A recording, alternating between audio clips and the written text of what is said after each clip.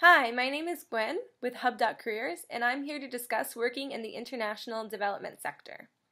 International development has received quite a bit of buzz recently as our world is becoming more globalized. It's one of the hottest new areas of study in university, and many recent graduates talk about wanting to work in the international development sector. I have some experience in the field, having lived and worked in over 8 countries now, and I wanted to share a few tips about breaking into the sector, as well as researching organizations, and finally managing your expectations. So first, to break into the international development sector, it's important to understand your own skills and what you can bring to a project. There are thousands of organizations, all needing different kinds of skills, and often the most sought after are legal skills, medical, financial, engineering, IT, and language skills. So while you're researching international development projects, make sure you focus on the skills that you bring to the project. For instance, if I have a background in finance, maybe I can look into microfinancing or microlending projects. Or if I have a background in marketing, I can look into international development organizations that are in need of a marketing specialist. Learning a new language is also a great way to work in international development if you are unspecialized and feel like you mostly have soft skills to offer. If you are still in school, there are a number of government-sponsored language scholarships you can obtain. Personally, I received a FLAS for Arabic, which is the Foreign Language and Area Studies scholarship offered by the U.S. government. And I also know people who receive similar scholarships for Turkish and Persian language study. And if you aren't still in school, you might want to consider teaching abroad for a year to develop those kinds of language skills. If you're a native English speaker, nearly every country in the world has some demand for teaching English as a foreign language. There is another Hub.Career video which discusses teaching English abroad.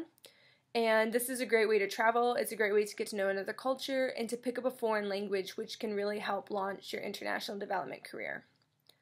So for instance, I taught English in Prague for a year after I finished university, and I didn't pick up the language very much, but the experience really gave me a good basis in education. So then when I was offered a job in education consulting in India, this really helped me get my foot in the door for international development in general. So there are ways into the international development sector even if you aren't trained as a lawyer or a doctor or an engineer. The second tip I'd like to discuss is really doing your research. There are so many organizations that exist right now, and not all organizations are created equal. Newer organizations are more likely to have organizational issues and less money, but they may be more willing to hire because they don't have the same reputation as more established, older organizations. It's really honestly up to you how much support you think you're going to need on the ground in a foreign country. When I moved to India, there was very little ground support. Hospitals, apartments, phone and internet services, visa issues, all of that I had to do on my own. And this can detract from your work a little bit if you're worried about all these logistical issues. And there are so many different types of organizations. You can look at private, NGO, or government positions, and each of these have their own perks and drawbacks.